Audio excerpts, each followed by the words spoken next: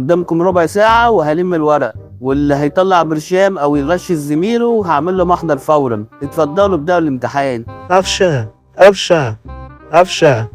ايه يا امام، عايز ايه يا امام؟ إجابة السؤال التاني إيه؟ أين يقع مضيق باب المندب؟ تقريبا جنب باب الشعرية باتجاه العنبسية كده. أنت هتهزر ولا إيه يا أفشى؟ ده مش موجودة أصلا في مصر. ده شحات. أين يقع باب المندب؟ باب المندب، باب المندب جنب باب اللوق، تقريبا بتركب له من رمسيس.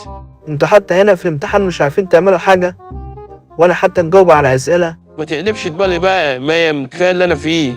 شناوي يا شنو. خير في ايه يا امام؟ إجابة السؤال التالت إيه يا شنو؟ أين تقع ميامي؟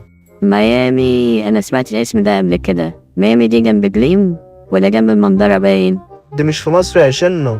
يا شحات. إجابة السؤال التالت إيه يا شحات؟ أين تقع مدينة ميامي؟ ميامي، ميامي، انا سمعت الاسم ده قبل كده، تقريبا في الساحل الشمالي جنب بورتو السخنة باين، ولا مارينا، ولا في الساحل الشمالي وخلاص.